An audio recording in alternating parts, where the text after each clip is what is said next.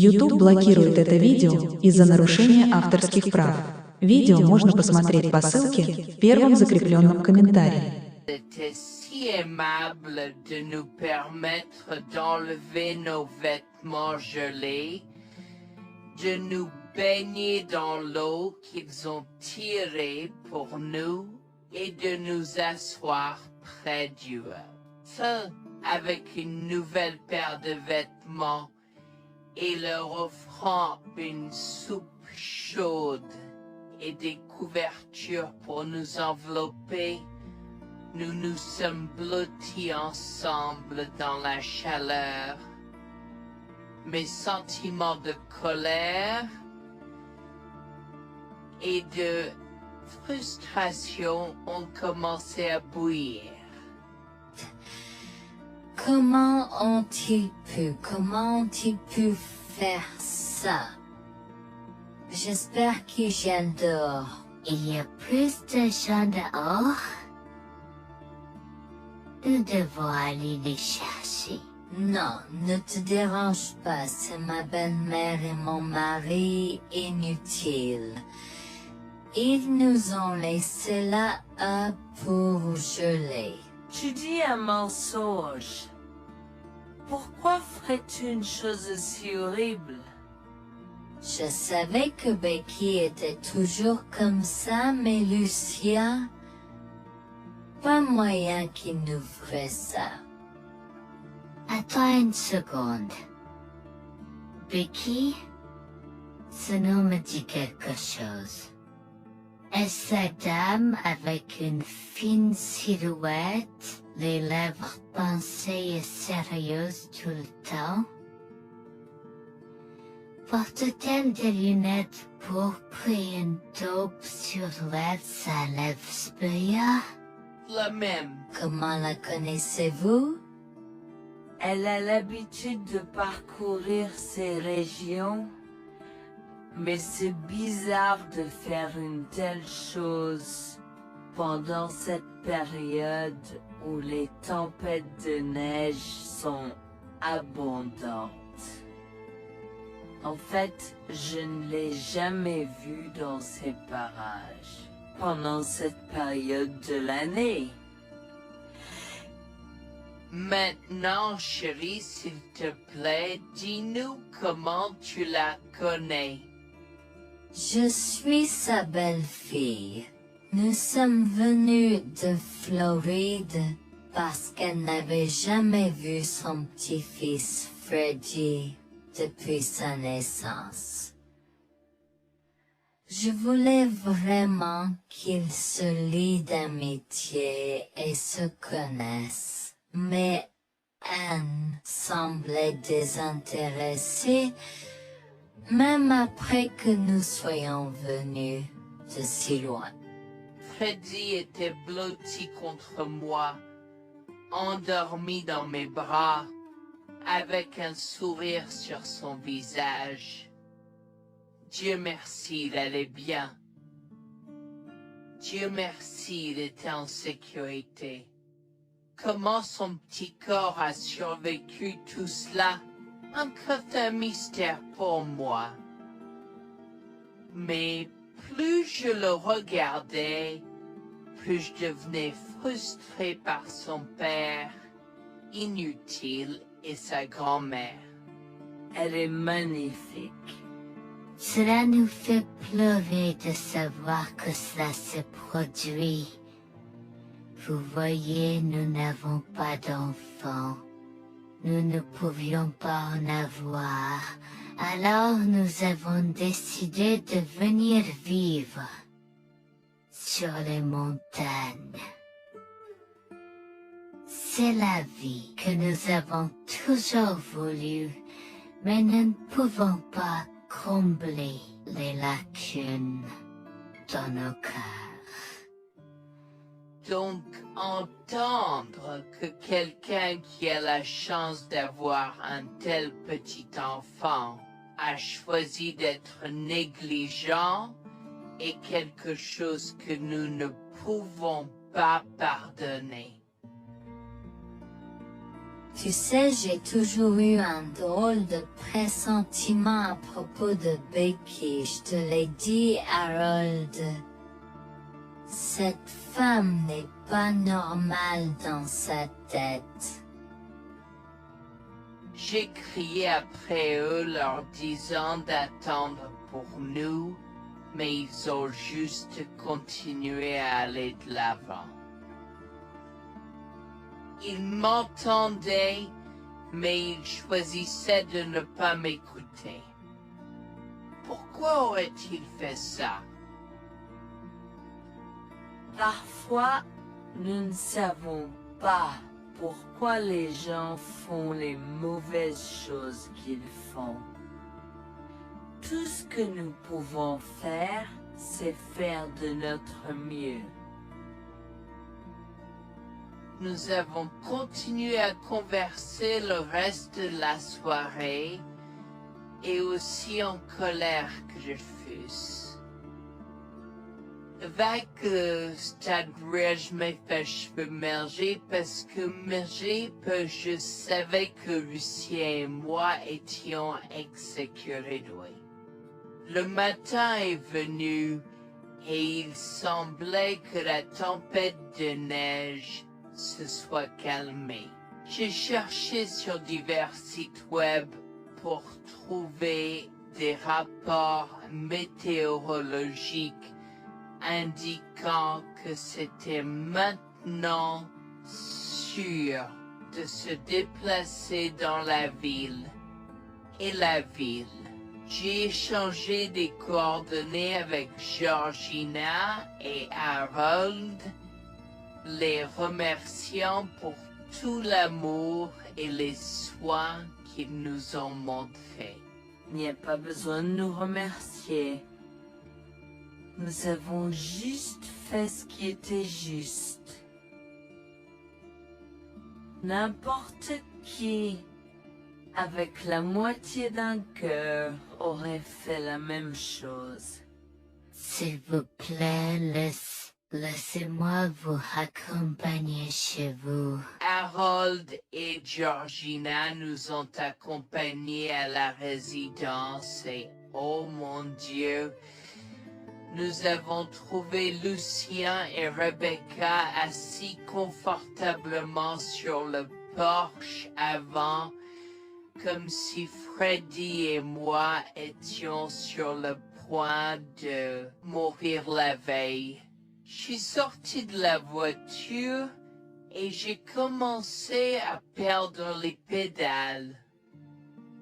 Qu'est-ce qui ne va pas chez vous, les gens? Comment pouvez-vous nous laisser là?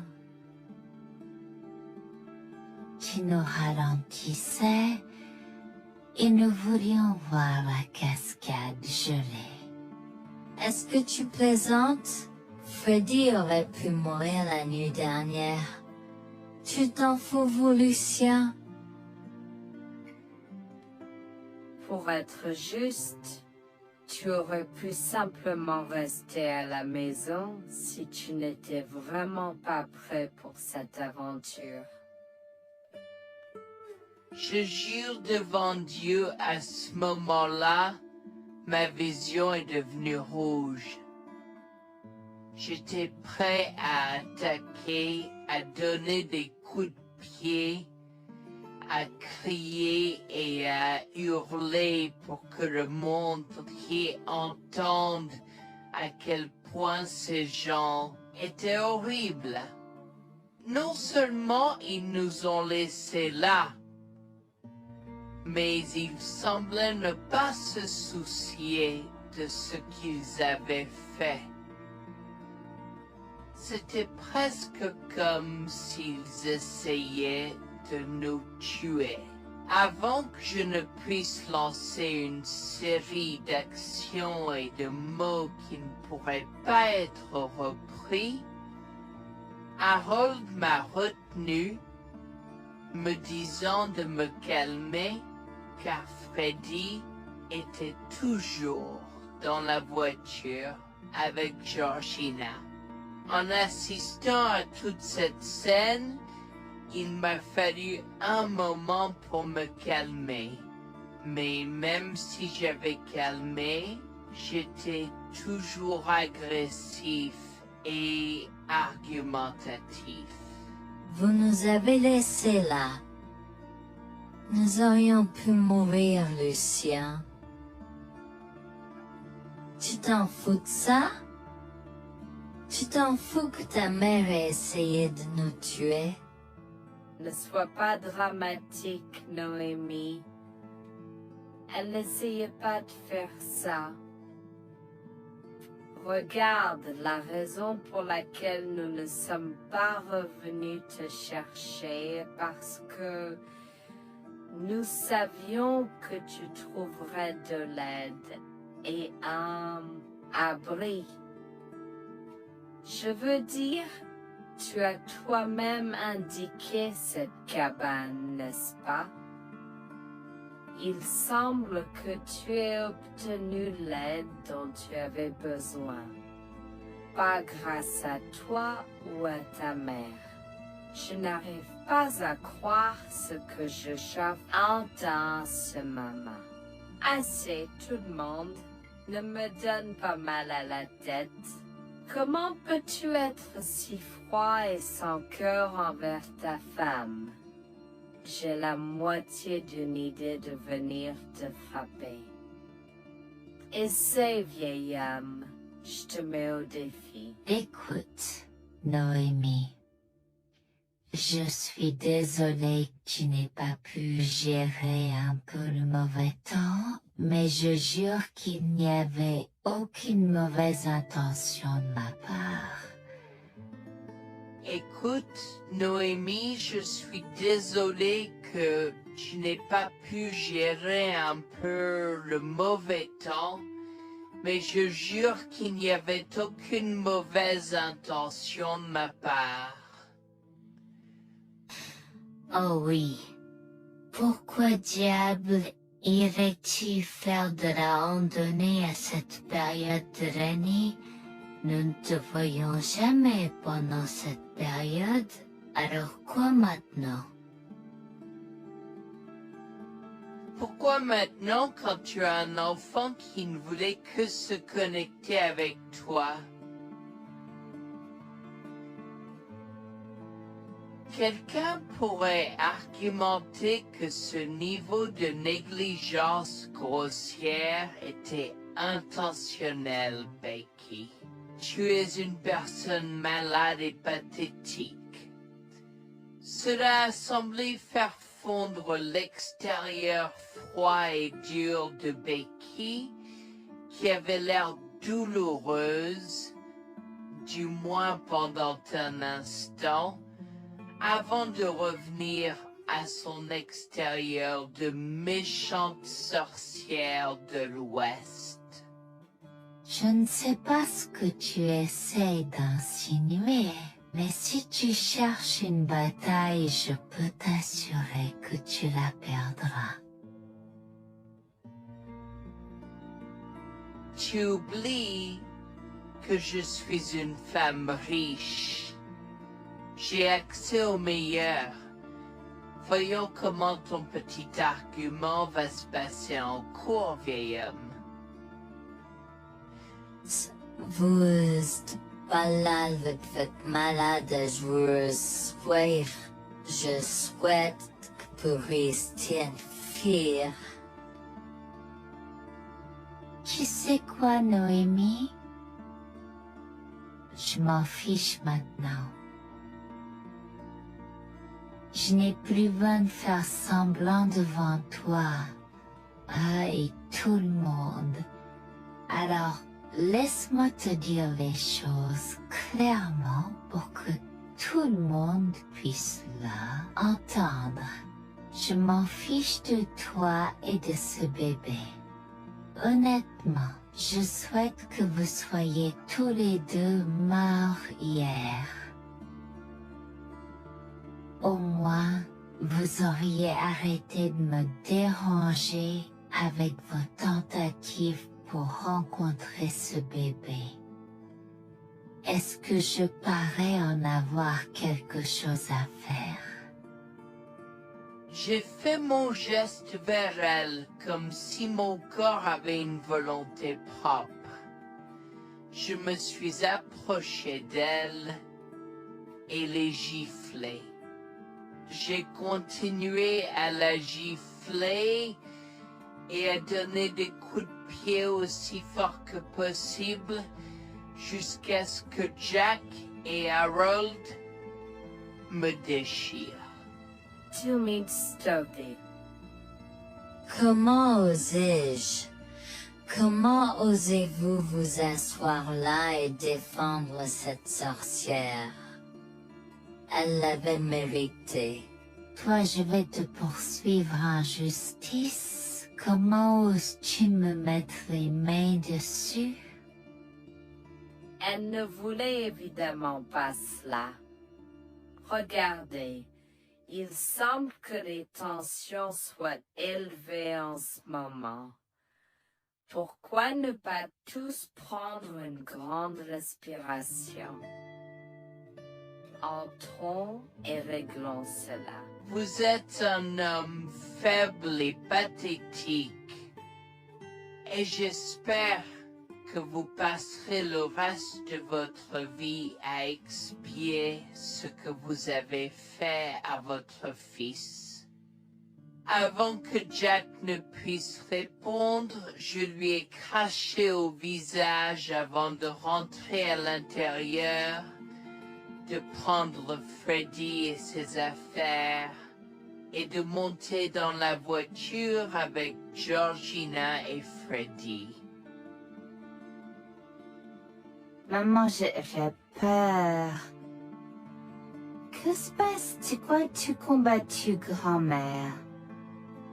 Chérie, je suis vraiment désolée que tu aies dû voir ça. Les choses sont beaucoup plus compliquées ici et je ne veux pas te mentir. Mais je crains que tu ne sois un peu trop jeune pour comprendre. Mais pour l'instant, je suis désolée de devoir te dire que pour l'instant, il semble que grand-mère et papa ne veulent pas de nous ici. Nous ne pouvons pas être ici parce que papa et grand-mère ne sont pas très gentils et je ne veux pas que tu sois autour de personnes qui ne sont pas gentilles. Mais Georgina et Harold sont gentils, n'est-ce pas? Oui, j'aime Georgina et Harold. Harold et Georgina peuvent-ils être mes grands-parents? Oh mon Dieu, mon petit enfant, tu me fais pleurer. Bien sûr, je peux être ta grand-mère. Oh mon Dieu, mon petit enfant, tu me fais pleurer. Bien sûr, je peux être ta grand-mère. Je serai toujours ton ami et je te promets de prendre soin de toi si tu as besoin de moi. Harold a pris la voiture et nous a emmenés à un hôtel où nous avons pu nous reposer et nous remettre de nos émotions, mais malheureusement tout l'événement était un peu trop difficile à gérer. J'y avais très peur pour l'avenir pour l'avenir, tant Freddy que moi, car cela signifiait le divorce. J'avais peur, Bertie, qu'ils obtiennent la garde de Freddy. Décidé de parler au gymnase et s'est préparé de la question une fois que Freddy s'était endormi. Que vais-je faire? Je vais aller en prison? Nonsense. Cette sorcière ne portera pas plainte. Et si elle ne faisait, elle ne le fera pas, car nous avons des preuves de sa conspiration pour commettre un meurtre. Comment? Nous sommes toujours préparés, chérie. Nous avons secrètement enregistré toutes les preuves. Maintenant, vous pouvez emporter cet enregistrement avec vous et l'utiliser contre votre mari et belle-mère au tribunal. Vous êtes des anges déguisés. Comment avez-vous fait ça? Quand? Comment? Chut, mon enfant, ne t'inquiète pas de tout ça. Écoute simplement l'enregistrement audio. Nous avons écouté et effectivement toutes les preuves avaient été enregistrées, y compris la partie où j'ai attaqué physiquement sa mère. Maintenant, ils vont me faire pour coups et blessures. Oh mon Dieu, pourquoi je fais ça?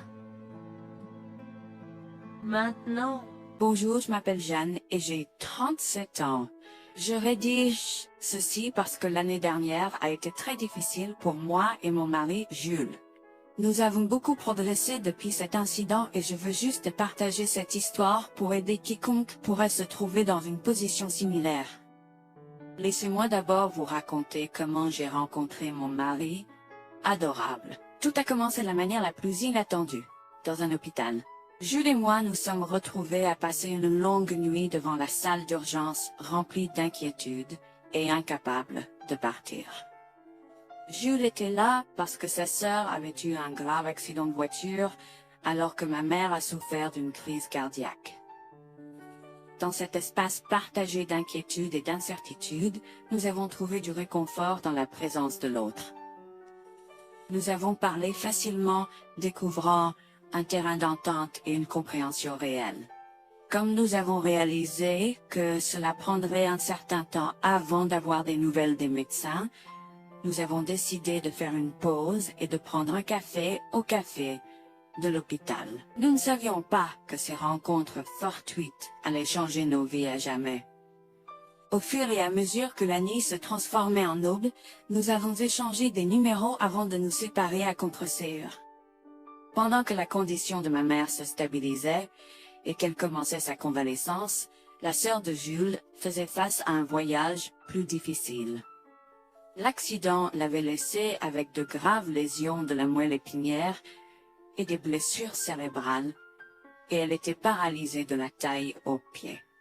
Jules était dévasté, partagé entre le soulagement qu'elle ait survécu et la tristesse face aux défis qu'elle allait maintenant affronter. Au cours des mois suivants, Jules et moi sommes restés en contact, nous nous soutenons émotionnellement pendant les convalescences de nos proches. Nos conversations ont progressivement changé, nous permettant de partager nos espoirs, nos rêves et nos peurs. Dans l'un de ces échanges sincères, Jules a eu le courage de m'inviter à prendre un café, un rappel significatif de l'endroit où notre connexion avait d'abord fleuri.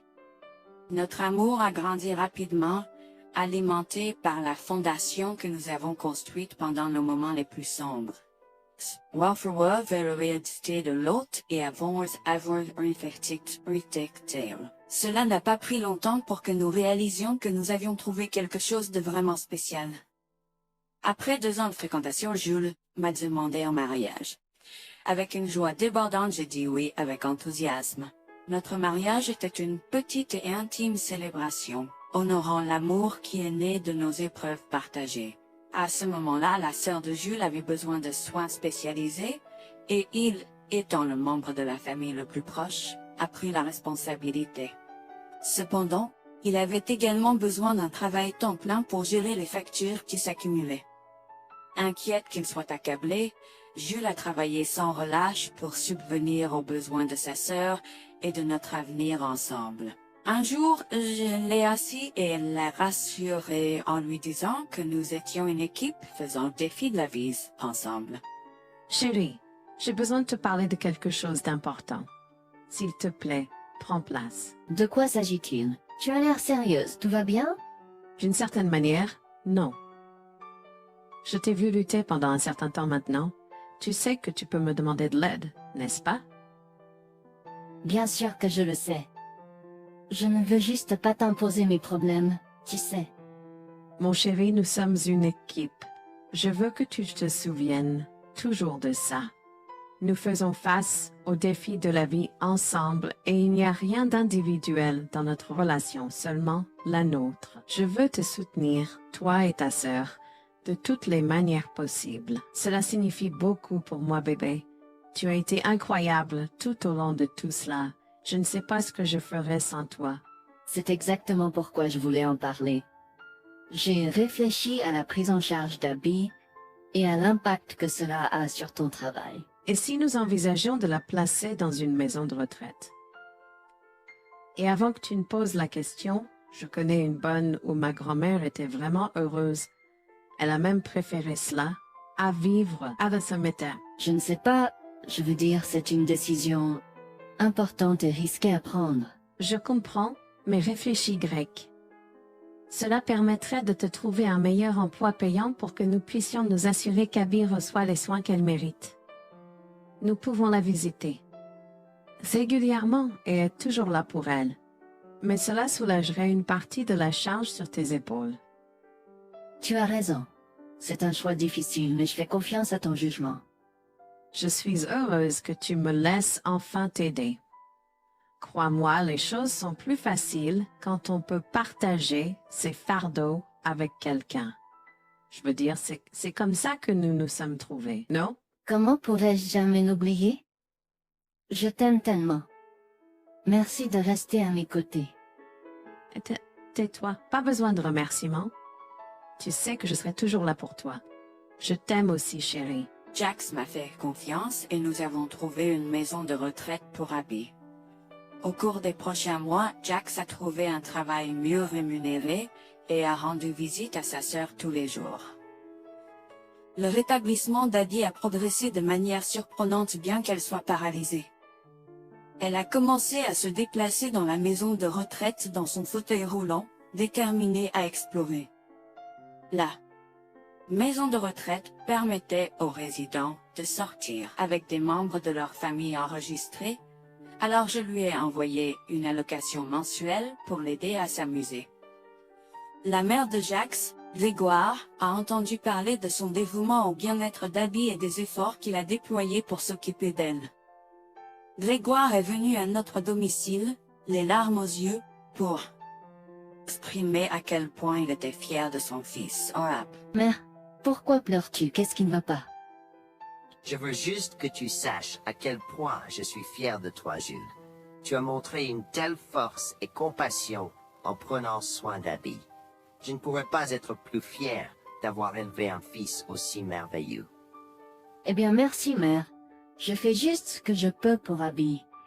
C'est pas facile, mais je l'aime et je veux m'assurer qu'elle va bien. Tu as fait plus que suffisamment, mon chéri. Je ne veux pas que tu portes ce fardeau seul. Je veux prendre le relais et rendre visite à Abby plus fréquemment. Tu dois te concentrer sur ton travail et ta propre vie. Abby sera bien prise en charge. Fais-moi confiance. Eh bien, ce n'est pas comme si je l'avais fait seule. Jeanne a été à mes côtés, me soutenant à chaque étape du chemin.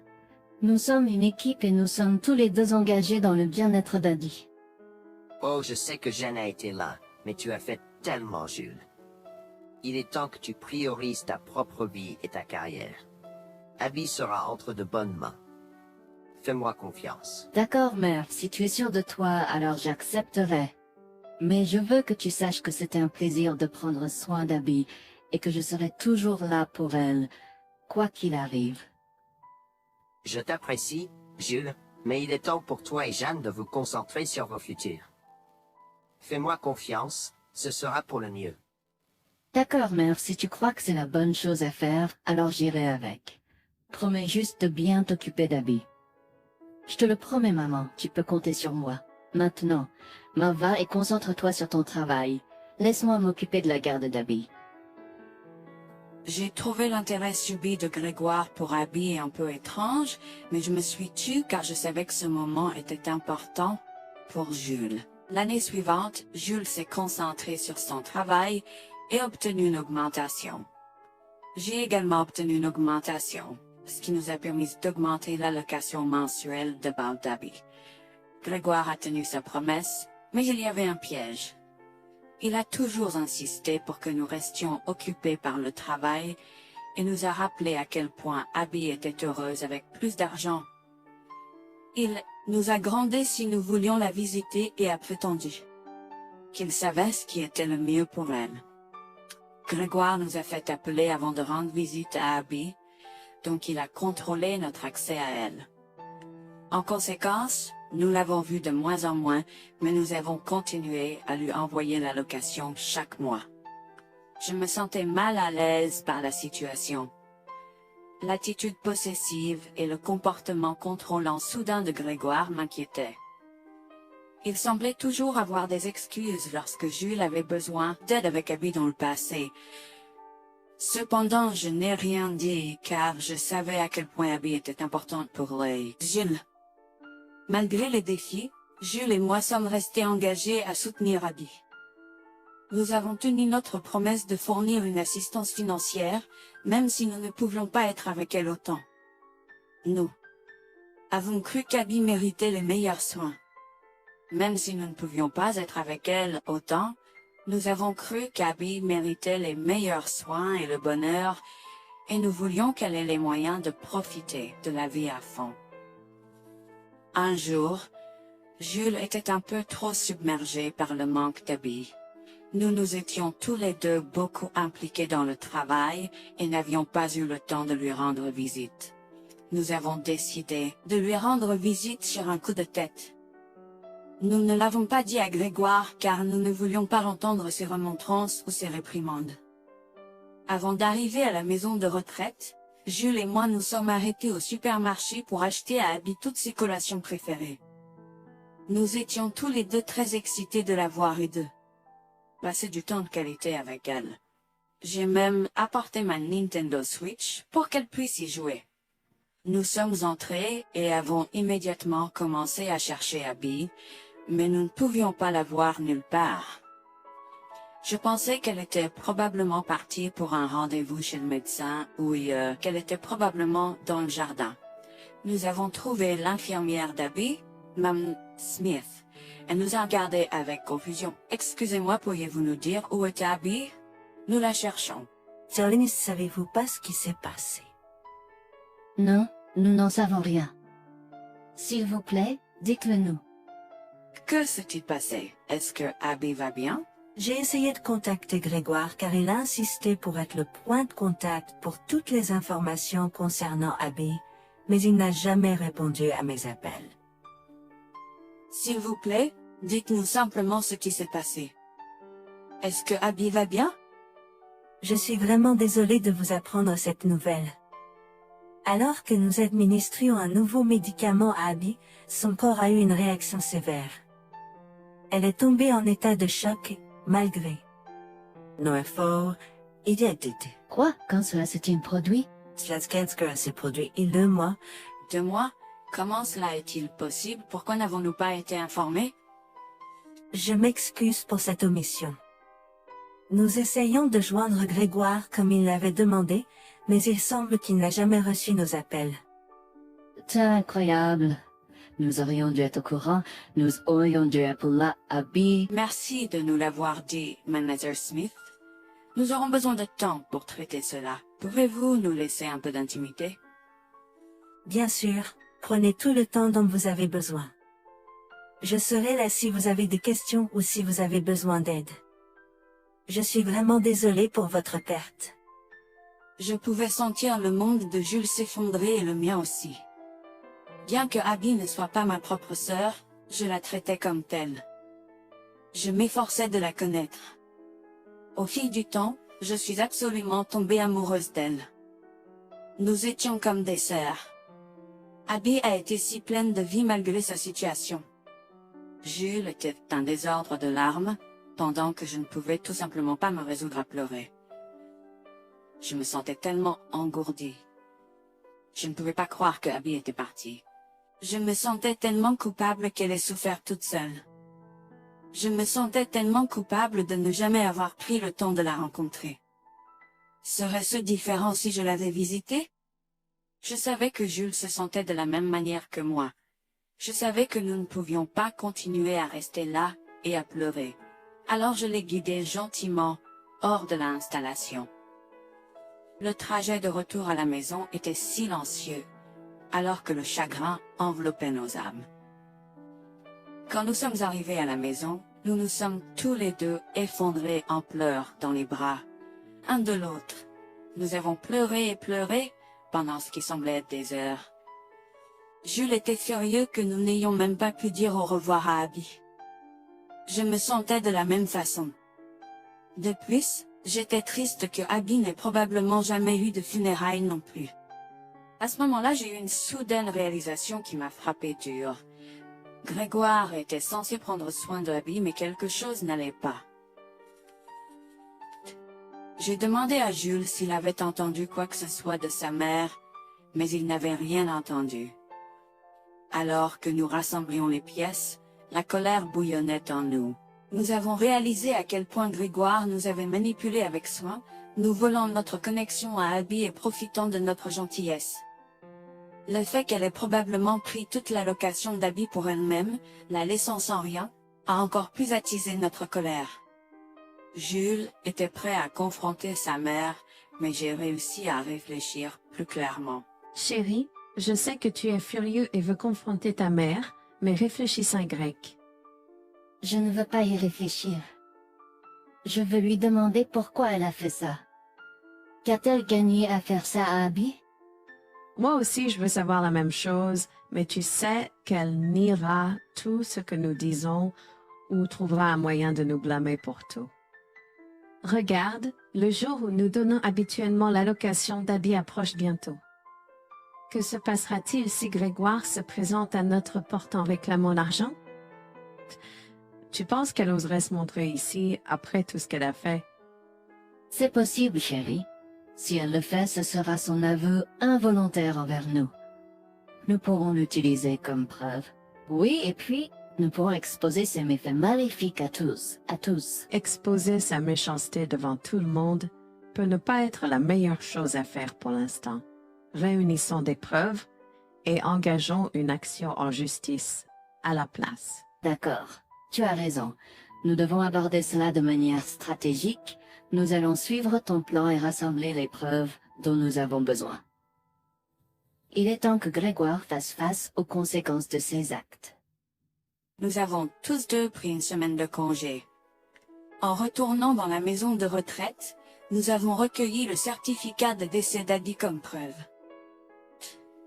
Nous avons également consulté un avocat pour porter plainte contre Grégoire pour avoir volé une personne handicapée. Comme je l'avais prévu, Grégoire est venu frapper à notre porte en réclamant l'allocation de sa fille. Où est l'allocation d'Abby? J'attends. Pourquoi devrions-nous envoyer l'argent d'Abby à toi, mère? Qu'as-tu fait pour elle? Qu'est-ce que j'ai fait? Tu veux dire ce que je n'ai pas fait pour cet enfant insolent? Attends une minute, Grégoire. Comment as-tu exactement pris soin d'Abby? Je lui achète toute la nourriture qu'elle veut, et je réponds à tous ses caprices. Je m'assure même qu'elle prend ses médicaments quand je la visite.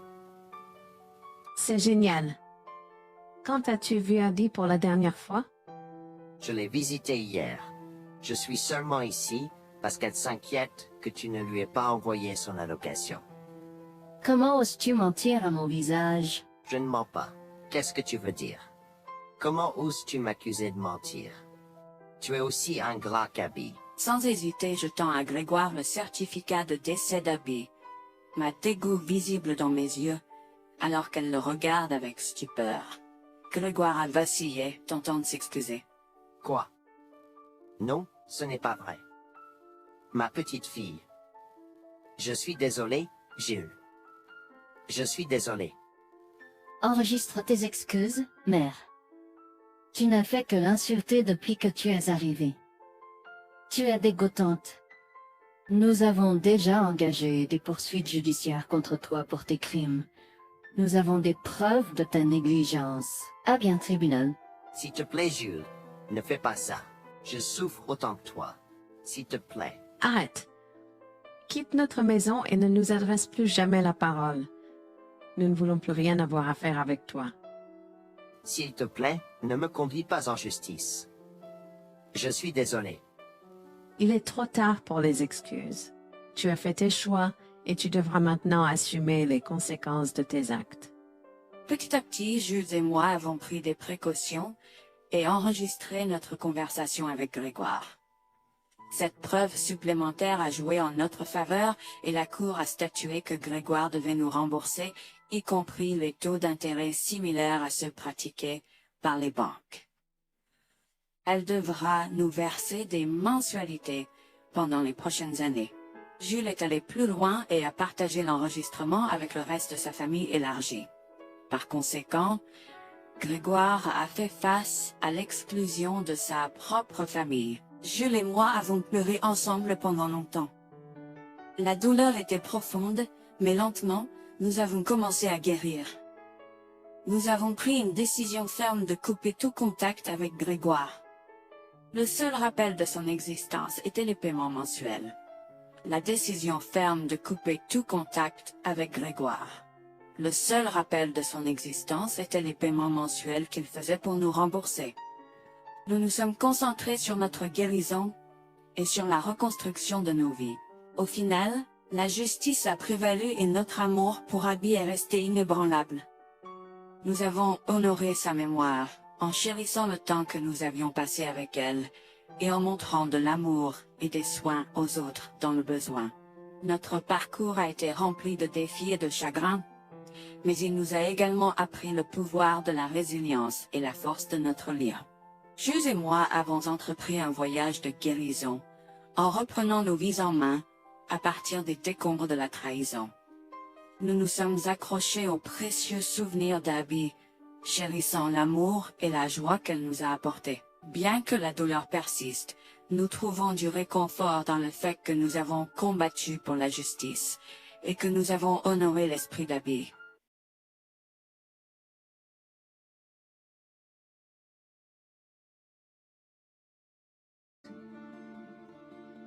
J'ai porté Freddy et son poids supplémentaire n'a pas aidé à mon état de veille. Au loin, je pouvais voir Lucien et Rebecca se déplacer rapidement. J'ai appelé pour qu'ils ralentissent. Oh, allez, vous les tortues. J'ai 65 ans et je suis meilleure que vous deux. Dépêchez-vous. Comme je l'ai mentionné précédemment, nous rions pas souvent. Dépêche-toi, tu vas rater la meilleure partie. Quoi, je ne t'entends pas? S'il te plaît, ralentis. À ce stade, Jack et Rebecca semblaient avoir disparu. La neige s'aggravait et il semblait que la tempête de neige annoncée allait nous frapper. Tout autour de nous n'était que blanc. Freddy a commencé à pleurer et je m'inquiétais de plus en plus. Le vent froid hurlait à travers la forêt apparemment vide, soufflant de la neige dans mes yeux et me piquant la peau. Je tenais mon fils étroitement contre ma poitrine, essayant de le protéger du froid mordant. Alors que nous nous frayions un chemin à travers la neige, jusqu'aux genoux, à la recherche de tout signe d'aide. Des heures s'étaient écoulées depuis que Jack et Rebecca nous avaient laissés abandonnés au milieu de nulle part. à des milles de la ville ou du prochain abri. Wax attira contre elle et mon mari, mais plus que ça, j'avais peur pour la sécurité de mon fils. Maman, il fait si froid. Je veux rentrer à la maison. Je sais, mon bébé. Je suis désolée pour tout ça. Je te promets que je vais trouver de l'aide pour nous, d'accord? Ne t'inquiète pas une seule seconde. Alors que nous trébuchions à travers les congères, je pouvais sentir mon corps s'affaiblir de minute en minute. Je savais que nous ne pouvions pas survivre dehors pendant longtemps, et trouver un abri était la priorité numéro 1. Mais juste au moment où je pensais que tout espoir était perdu, une lumière faible est apparue dans le lointain. Nous avons trébuché vers elle à moitié aveugle et à moitié gelé, jusqu'à ce que nous atteignions enfin la petite cabane aperçue auparavant, avec ces bouffées de fumée qui s'élevaient toujours dans le vent rude, nichées dans une clairière. Avec les quelques forces qui me restaient, j'ai frappé à la porte aussi fort que possible et je me suis effondré dessus. Maintenant, qui pourrait, oh Harold, apporter de l'eau bouillante et des couverts tout de suite? Un couple âgé et gentil nous a accueillis. Ils étaient si aimables de nous permettre d'enlever nos vêtements gelés, de nous baigner dans l'eau qu'ils ont tirée pour nous et de nous asseoir près du feu avec une nouvelle paire de vêtements et leur offrant une soupe chaude et des couvertures pour nous envelopper. Nous nous sommes blottis ensemble dans la chaleur. Mes sentiments de colère et de frustration ont commencé à bouillir. Comment ont-ils pu faire ça? J'espère qu'ils viennent dehors. Il y a plus de gens dehors? Nous devons aller les chercher.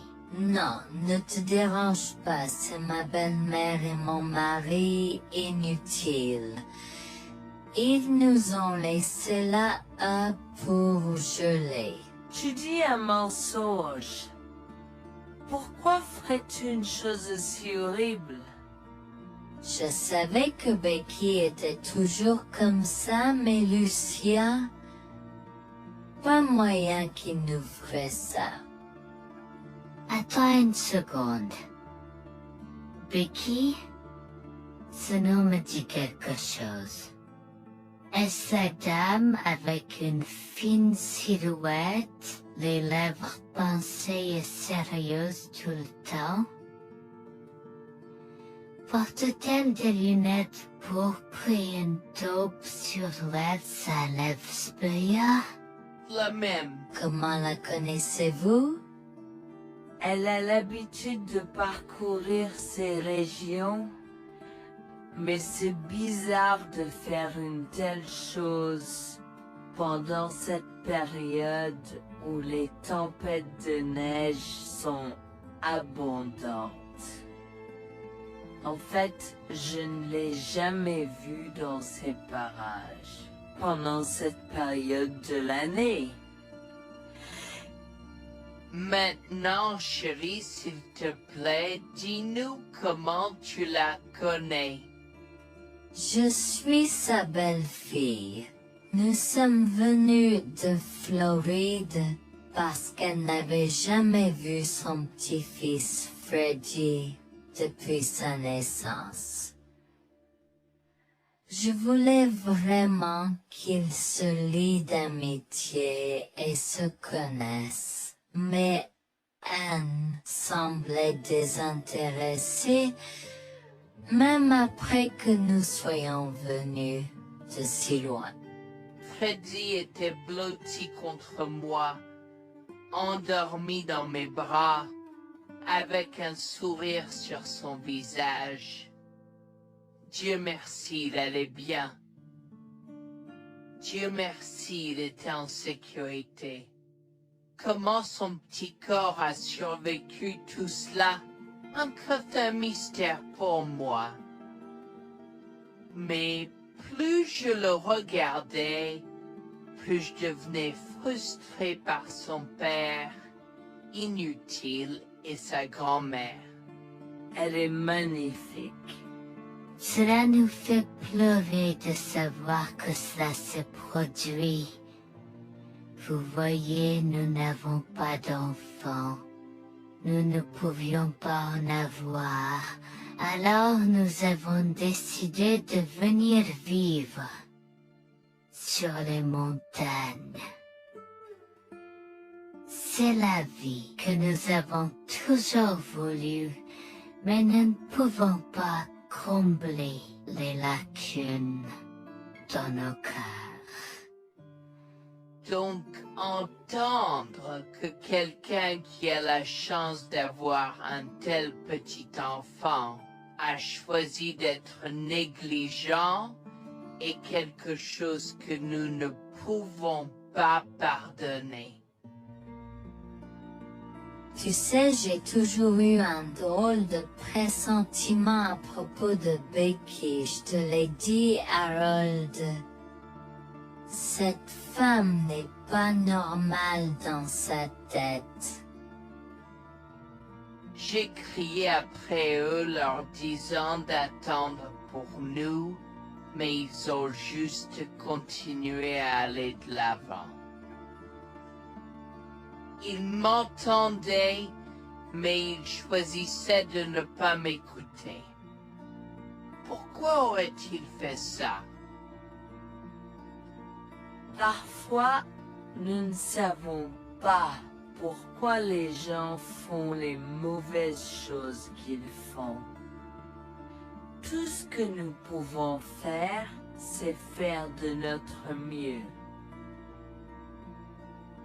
Nous avons continué à converser le reste de la soirée, et aussi en colère que je fusse. Avec le stade où je m'ai fait cheveux merger parce que je savais que Lucien et moi étions exécurés de lui.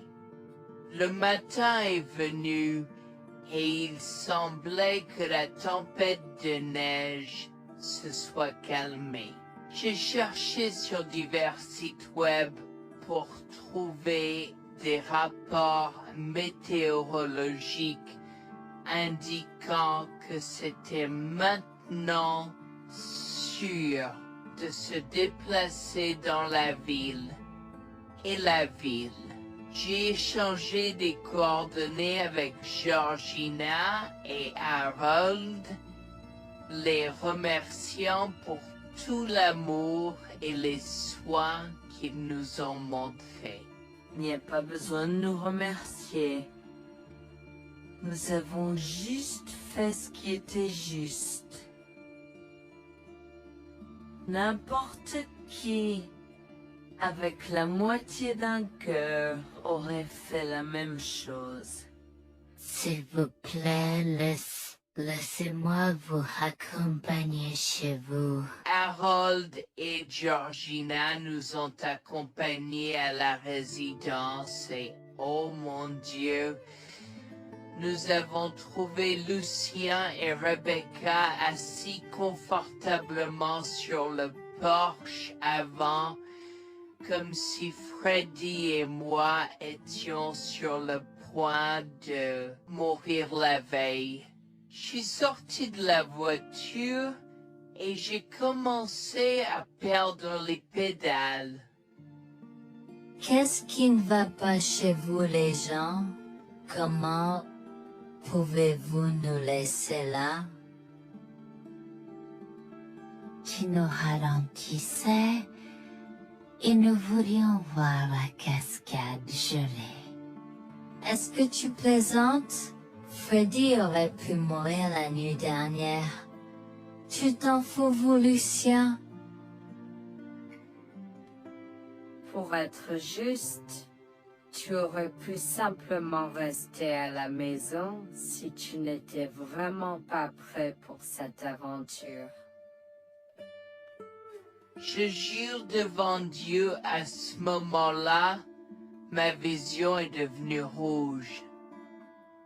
J'étais prêt à attaquer, à donner des coups de pied, à crier et à hurler pour que le monde entier entende à quel point ces gens étaient horribles.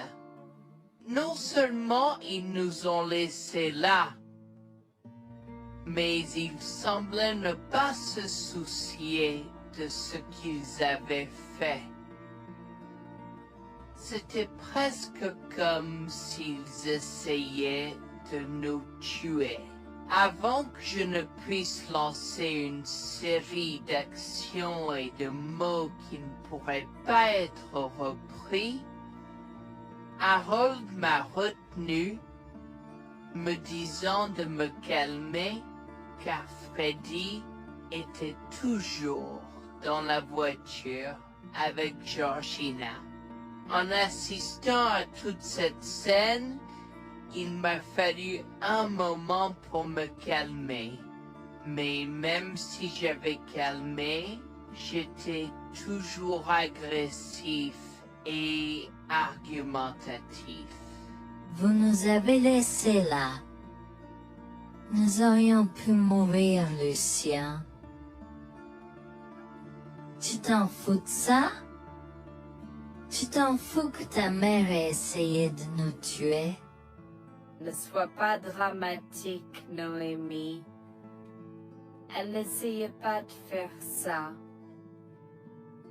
Regarde, la raison pour laquelle nous ne sommes pas revenus te chercher est parce que nous savions que tu trouverais de l'aide et un abri.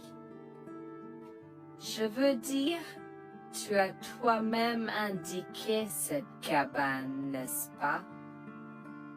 Il semble que tu aies obtenu l'aide dont tu avais besoin. Pas grâce à toi ou à ta mère. Je n'arrive pas à croire ce que je entends ce moment. Assez, tout le monde. Ne me donne pas mal à la tête. Comment peux-tu être si froid et sans cœur envers ta femme? J'ai la moitié d'une idée de venir te frapper. Essaie, vieil homme. Je te mets au défi. Écoute, Noémie. Je suis désolée que tu n'aies pas pu gérer un peu le mauvais temps, mais je jure qu'il n'y avait aucune mauvaise intention de ma part. Écoute, Noémie, je suis désolé que tu n'aies pas pu gérer un peu le mauvais temps, mais je jure qu'il n'y avait aucune mauvaise intention de ma part. Oh oui. Pourquoi diable irais-tu faire de la randonnée à cette période de l'année? Nous ne te voyons jamais pendant cette période, alors quoi maintenant? Pourquoi maintenant quand tu as un enfant qui ne voulait que se connecter avec toi? Quelqu'un pourrait argumenter que ce niveau de négligence grossière était intentionnel, Becky. Tu es une personne malade et pathétique. Cela a semblé faire fondre l'extérieur froid et dur de Becky, qui avait l'air douloureuse, du moins pendant un instant, avant de revenir à son extérieur de méchante sorcière de l'Ouest. Je ne sais pas ce que tu essaies d'insinuer, mais si tu cherches une bataille, je peux t'assurer que tu la perdras. Tu oublies que je suis une femme riche. J'ai accès au meilleur. Voyons comment ton petit argument va se passer en cours, vieil homme.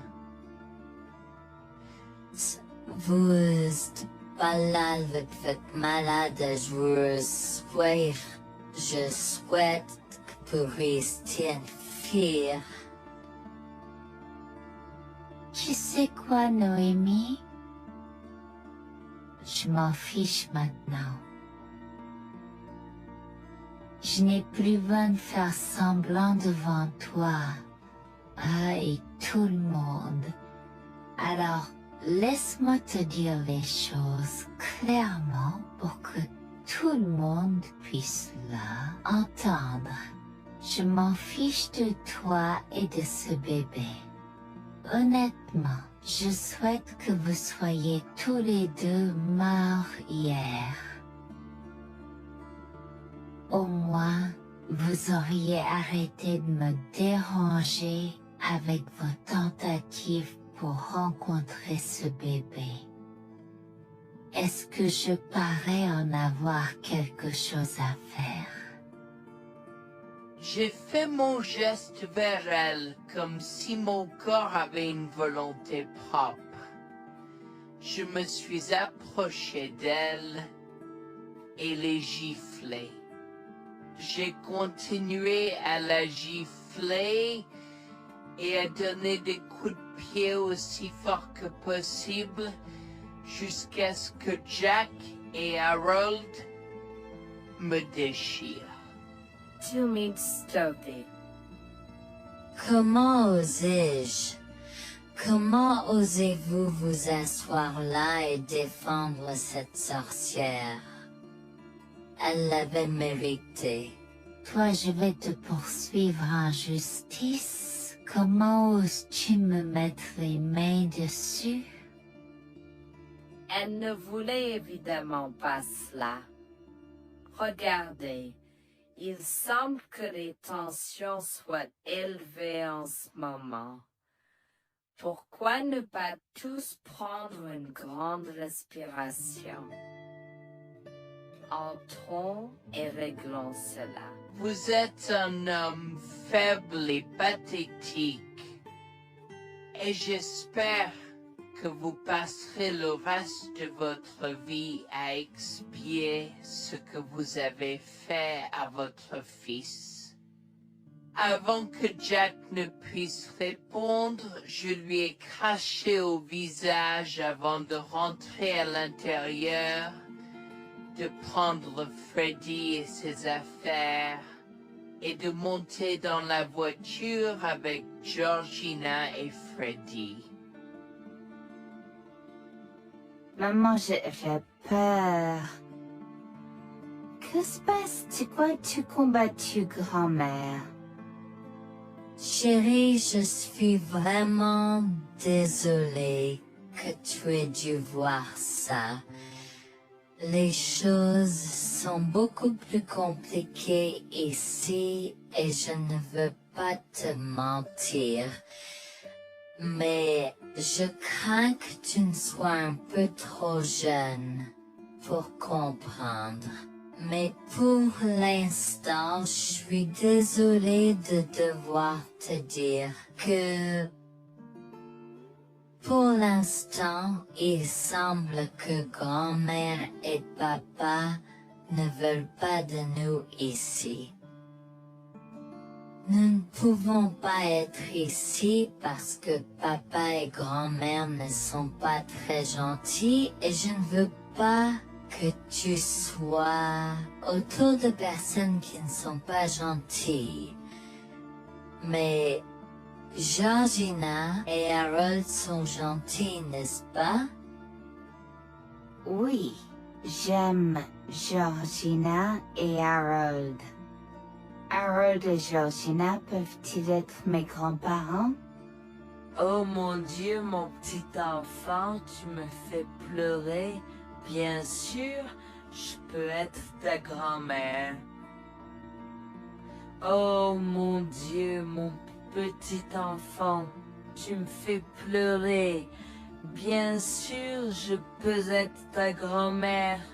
Je serai toujours ton ami et je te promets de prendre soin de toi si tu as besoin de moi. Harold a pris la voiture et nous a emmenés à un hôtel où nous avons pu nous reposer et nous remettre de nos émotions, mais malheureusement tout l'événement était un peu trop difficile à gérer. J'avais très peur pour l'avenir Board of Dieu, tant Freddy que moi, car cela signifiait le divorce. Mais j'avais peur, Bertie, qu'ils obtiennent la garde de Freddy. Décidé de parler au gymnase et c'est peur de la question une fois que Freddy s'était endormi. Que vais-je faire? Je vais aller en prison? Nonsense. Cette sorcière ne portera pas plainte. Et si elle ne faisait, elle ne le fera pas. Car nous avons des preuves de sa conspiration pour commettre un meurtre. Comment? Nous sommes toujours préparés, chérie.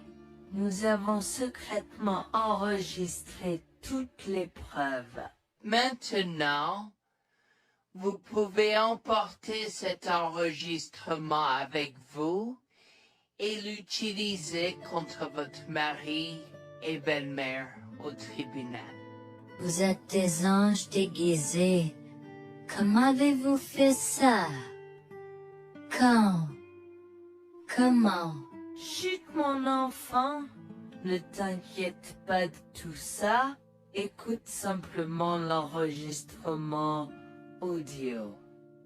Nous avons écouté et effectivement toutes les preuves avaient été enregistrées, y compris la partie où j'ai attaqué physiquement sa mère.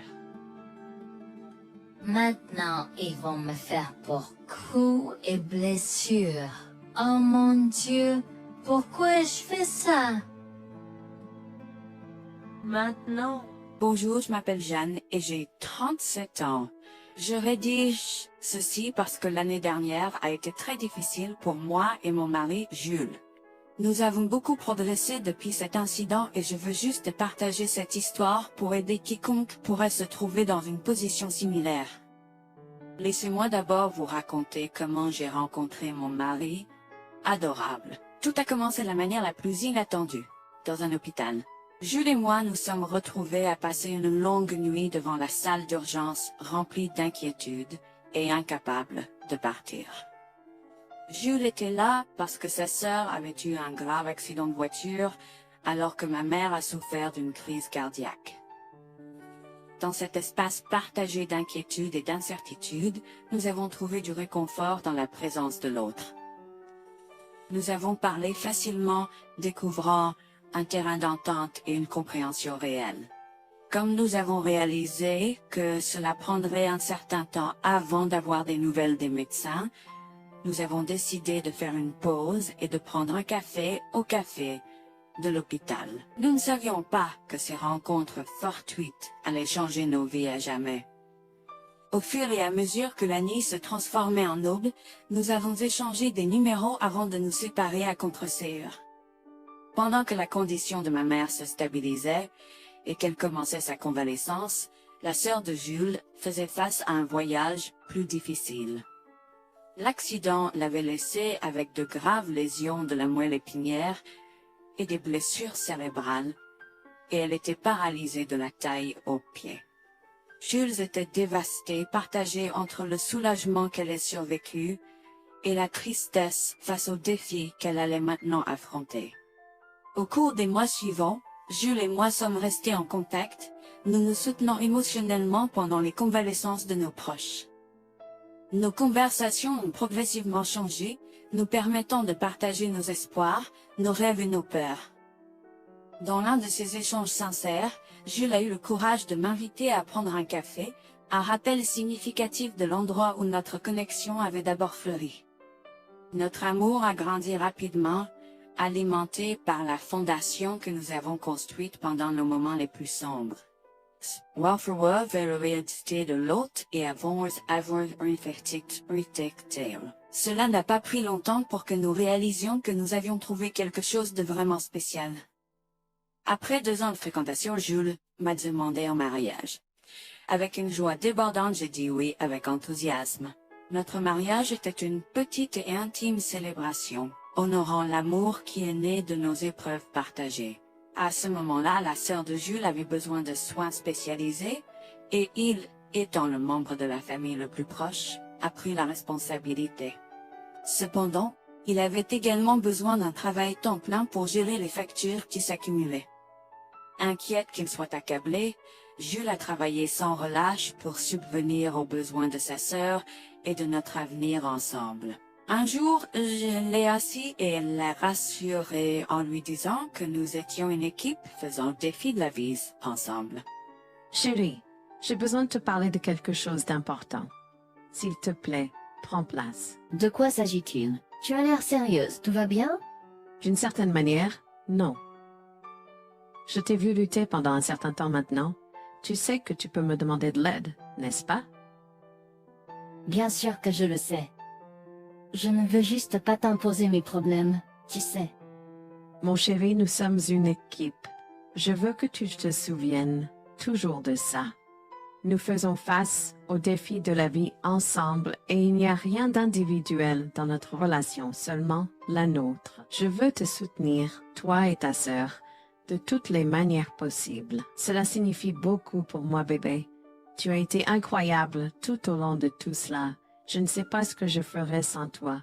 C'est exactement pourquoi je voulais en parler. J'ai réfléchi à la prise en charge d'Abby et à l'impact que cela a sur ton travail. Et si nous envisageons de la placer dans une maison de retraite? Et avant que tu ne poses la question, je connais une bonne où ma grand-mère était vraiment heureuse. Elle a même préféré cela à vivre à Someta. Je ne sais pas, je veux dire, c'est une décision importante et risquée à prendre. Je comprends, mais réfléchis grec. Cela permettrait de te trouver un meilleur emploi payant pour que nous puissions nous assurer qu'Abby reçoit les soins qu'elle mérite. Nous pouvons la visiter régulièrement et être toujours là pour elle. Mais cela soulagerait une partie de la charge sur tes épaules. Tu as raison. C'est un choix difficile, mais je fais confiance à ton jugement. Je suis heureuse que tu me laisses enfin t'aider. Crois-moi, les choses sont plus faciles quand on peut partager ses fardeaux avec quelqu'un. Je veux dire, c'est comme ça que nous nous sommes trouvés, non? Comment pourrais-je jamais l'oublier? Je t'aime tellement. Merci de rester à mes côtés. Tais-toi, pas besoin de remerciements. Tu sais que je serai toujours là pour toi. Je t'aime aussi, chérie. Jax m'a fait confiance et nous avons trouvé une maison de retraite pour Abby. Au cours des prochains mois, Jax a trouvé un travail mieux rémunéré et a rendu visite à sa sœur tous les jours. Le rétablissement d'Abby a progressé de manière surprenante bien qu'elle soit paralysée. Elle a commencé à se déplacer dans la maison de retraite dans son fauteuil roulant, déterminée à explorer. La maison de retraite permettait aux résidents de sortir avec des membres de leur famille enregistrés, alors je lui ai envoyé une allocation mensuelle pour l'aider à s'amuser. La mère de Jax, Grégoire, a entendu parler de son dévouement au bien-être d'Abby et des efforts qu'il a déployés pour s'occuper d'elle. Grégoire est venu à notre domicile, les larmes aux yeux, pour exprimer à quel point il était fier de son fils, Orap. Mère, pourquoi pleures-tu? Qu'est-ce qui ne va pas? Je veux juste que tu saches à quel point je suis fier de toi, Jules. Tu as montré une telle force et compassion en prenant soin d'Abby. Je ne pourrais pas être plus fier d'avoir élevé un fils aussi merveilleux. Eh bien, merci, mère. Je fais juste ce que je peux pour Abby. C'est pas facile, mais je l'aime et je veux m'assurer qu'elle va bien. Tu as fait plus que suffisamment, mon chéri. Je ne veux pas que tu portes ce fardeau seul. Je veux prendre le relais et rendre visite à Abby plus fréquemment. Tu dois te concentrer sur ton travail et ta propre vie. Abby sera bien prise en charge. Fais-moi confiance. Eh bien, ce n'est pas comme si je l'avais fait seule. Jeanne a été à mes côtés, me soutenant à chaque étape du chemin. Nous sommes une équipe et nous sommes tous les deux engagés dans le bien-être d'Abby.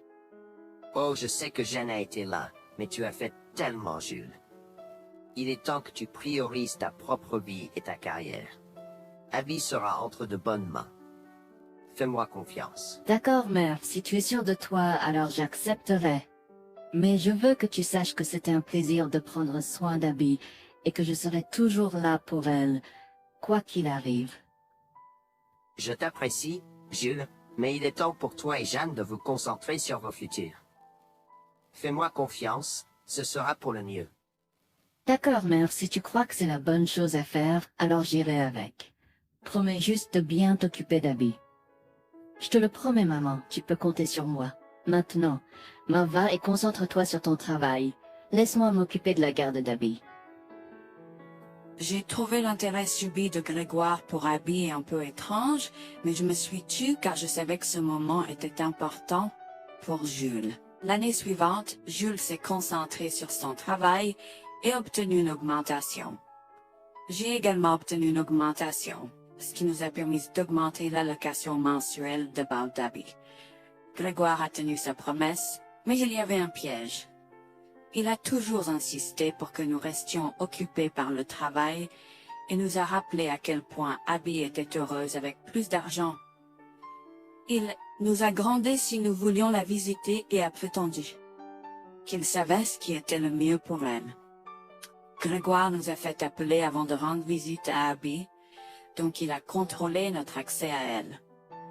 En conséquence, nous l'avons vue de moins en moins, mais nous avons continué à lui envoyer l'allocation chaque mois. Je me sentais mal à l'aise par la situation. L'attitude possessive et le comportement contrôlant soudain de Grégoire m'inquiétaient. Il semblait toujours avoir des excuses lorsque Jules avait besoin d'aide avec Abby dans le passé. Cependant, je n'ai rien dit car je savais à quel point Abby était importante pour Jules. Malgré les défis, Jules et moi sommes restés engagés à soutenir Abby. Nous avons tenu notre promesse de fournir une assistance financière, même si nous ne pouvions pas être avec elle autant. Nous avons cru qu'Abby méritait les meilleurs soins. Même si nous ne pouvions pas être avec elle autant, nous avons cru qu'Abby méritait les meilleurs soins et le bonheur, et nous voulions qu'elle ait les moyens de profiter de la vie à fond. Un jour, Jules était un peu trop submergé par le manque d'Abby. Nous nous étions tous les deux beaucoup impliqués dans le travail et n'avions pas eu le temps de lui rendre visite. Nous avons décidé de lui rendre visite sur un coup de tête. Nous ne l'avons pas dit à Grégoire car nous ne voulions pas entendre ses remontrances ou ses réprimandes. Avant d'arriver à la maison de retraite, Jules et moi nous sommes arrêtés au supermarché pour acheter à Abby toutes ses collations préférées. Nous étions tous les deux très excités de la voir et de passer du temps de qualité avec elle. J'ai même apporté ma Nintendo Switch pour qu'elle puisse y jouer. Nous sommes entrés et avons immédiatement commencé à chercher Abby, mais nous ne pouvions pas la voir nulle part. Je pensais qu'elle était probablement partie pour un rendez-vous chez le médecin ou qu'elle était probablement dans le jardin. Nous avons trouvé l'infirmière d'Abby, Mme Smith. Elle nous a regardés avec confusion. Excusez-moi, pourriez-vous nous dire où est Abby? Nous la cherchons. Jolene, ne savez-vous pas ce qui s'est passé? Non, nous n'en savons rien. S'il vous plaît, dites-le nous. Que s'est-il passé? Est-ce que Abby va bien? J'ai essayé de contacter Grégoire car il a insisté pour être le point de contact pour toutes les informations concernant Abby, mais il n'a jamais répondu à mes appels. S'il vous plaît, dites-nous simplement ce qui s'est passé. Est-ce que Abby va bien? Je suis vraiment désolée de vous apprendre cette nouvelle. Alors que nous administrions un nouveau médicament à Abby, son corps a eu une réaction sévère. Elle est tombée en état de choc, malgré nos efforts et d'aide. Quoi? Quand cela s'est-il produit? Cela s'est produit il y a 2 mois. 2 mois? Comment cela est-il possible? Pourquoi n'avons-nous pas été informés? Je m'excuse pour cette omission. Nous essayons de joindre Grégoire comme il l'avait demandé, mais il semble qu'il n'a jamais reçu nos appels. C'est incroyable. Nous aurions dû être au courant, nous aurions dû appeler Abby. Merci de nous l'avoir dit, Manager Smith. Nous aurons besoin de temps pour traiter cela. Pouvez-vous nous laisser un peu d'intimité? Bien sûr, prenez tout le temps dont vous avez besoin. Je serai là si vous avez des questions ou si vous avez besoin d'aide. Je suis vraiment désolée pour votre perte. Je pouvais sentir le monde de Jules s'effondrer et le mien aussi. Bien que Abby ne soit pas ma propre sœur, je la traitais comme telle. Je m'efforçais de la connaître. Au fil du temps, je suis absolument tombée amoureuse d'elle. Nous étions comme des sœurs. Abby a été si pleine de vie malgré sa situation. Jules était un désordre de larmes, pendant que je ne pouvais tout simplement pas me résoudre à pleurer. Je me sentais tellement engourdie. Je ne pouvais pas croire que Abby était partie. Je me sentais tellement coupable qu'elle ait souffert toute seule. Je me sentais tellement coupable de ne jamais avoir pris le temps de la rencontrer. Serait-ce différent si je l'avais visitée? Je savais que Jules se sentait de la même manière que moi. Je savais que nous ne pouvions pas continuer à rester là et à pleurer. Alors je l'ai guidée gentiment hors de l'installation. Le trajet de retour à la maison était silencieux, alors que le chagrin enveloppait nos âmes. Quand nous sommes arrivés à la maison, nous nous sommes tous les deux effondrés en pleurs dans les bras, un de l'autre. Nous avons pleuré et pleuré pendant ce qui semblait être des heures. Jules était furieux que nous n'ayons même pas pu dire au revoir à Abby. Je me sentais de la même façon. De plus, j'étais triste que Abby n'ait probablement jamais eu de funérailles non plus. À ce moment-là, j'ai eu une soudaine réalisation qui m'a frappé dur. Grégoire était censé prendre soin de Abby, mais quelque chose n'allait pas.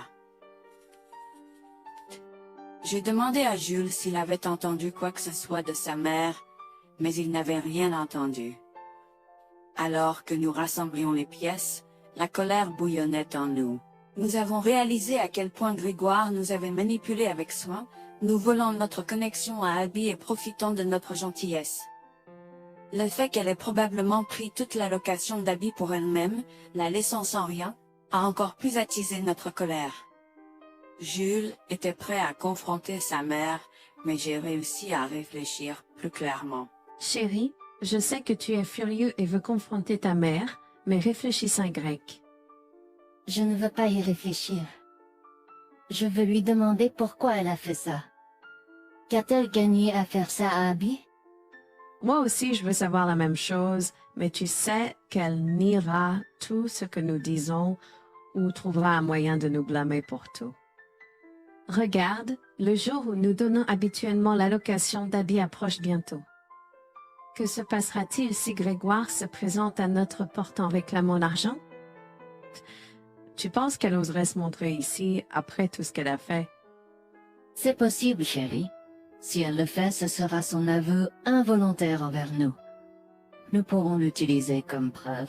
Oui, et puis, Nous pourrons exposer ces méfaits maléfiques à tous, Exposer sa méchanceté devant tout le monde peut ne pas être la meilleure chose à faire pour l'instant. Réunissons des preuves et engageons une action en justice à la place. D'accord, tu as raison. Nous devons aborder cela de manière stratégique. Nous allons suivre ton plan et rassembler les preuves dont nous avons besoin. Il est temps que Grégoire fasse face aux conséquences de ses actes.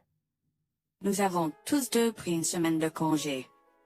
En retournant dans la maison de retraite, nous avons recueilli le certificat de décès d'Abby comme preuve. Nous avons également consulté un avocat pour porter plainte contre Grégoire pour avoir volé une personne handicapée. Comme je l'avais prévu, Grégoire est venu frapper à notre porte en réclamant l'allocation de sa fille. Où est l'allocation d'Abby? J'attends. Pourquoi devrions-nous envoyer l'argent d'Abby à toi, mère? Qu'as-tu fait pour elle? Qu'est-ce que j'ai fait? Tu veux dire ce que je n'ai pas fait pour cet enfant insolent? Attends une minute, Grégoire. Comment as-tu exactement pris soin d'Abby? Je lui achète toute la nourriture qu'elle veut et je réponds à tous ses caprices. Je m'assure même qu'elle prend ses médicaments quand je la visite. C'est génial. Quand as-tu vu Abby pour la dernière fois? Je l'ai visitée hier. Je suis seulement ici parce qu'elle s'inquiète que tu ne lui aies pas envoyé son allocation. Comment oses-tu mentir à mon visage? Je ne mens pas. Qu'est-ce que tu veux dire? Comment oses-tu m'accuser de mentir? Tu es aussi ingrat qu'Abby. Sans hésiter, je tends à Grégoire le certificat de décès d'Abby, ma dégoût visible dans mes yeux, alors qu'elle le regarde avec stupeur. Grégoire a vacillé, tentant de s'excuser. Quoi? Non, ce n'est pas vrai. Ma petite fille. Je suis désolé, Jules. Je suis désolé. Enregistre tes excuses, mère. Tu n'as fait que l'insulter depuis que tu es arrivée. Tu es dégoûtante. Nous avons déjà engagé des poursuites judiciaires contre toi pour tes crimes. Nous avons des preuves de ta négligence. À bien, tribunal. S'il te plaît, Jules, ne fais pas ça. Je souffre autant que toi. S'il te plaît. Arrête. Quitte notre maison et ne nous adresse plus jamais la parole. Nous ne voulons plus rien avoir à faire avec toi. S'il te plaît, ne me conduis pas en justice. Je suis désolé. Il est trop tard pour les excuses. Tu as fait tes choix et tu devras maintenant assumer les conséquences de tes actes. Petit à petit, Jules et moi avons pris des précautions et enregistré notre conversation avec Grégoire. Cette preuve supplémentaire a joué en notre faveur et la Cour a statué que Grégoire devait nous rembourser, y compris les taux d'intérêt similaires à ceux pratiqués par les banques. Elle devra nous verser des mensualités pendant les prochaines années. Jules est allé plus loin et a partagé l'enregistrement avec le reste de sa famille élargie. Par conséquent, Grégoire a fait face à l'exclusion de sa propre famille. Jules et moi avons pleuré ensemble pendant longtemps. La douleur était profonde, mais lentement, nous avons commencé à guérir. Nous avons pris une décision ferme de couper tout contact avec Grégoire. Le seul rappel de son existence était les paiements mensuels. La décision ferme de couper tout contact avec Grégoire. Le seul rappel de son existence était les paiements mensuels qu'il faisait pour nous rembourser. Nous nous sommes concentrés sur notre guérison et sur la reconstruction de nos vies. Au final, la justice a prévalu et notre amour pour Abby est resté inébranlable. Nous avons honoré sa mémoire en chérissant le temps que nous avions passé avec elle et en montrant de l'amour et des soins aux autres dans le besoin. Notre parcours a été rempli de défis et de chagrins, mais il nous a également appris le pouvoir de la résilience.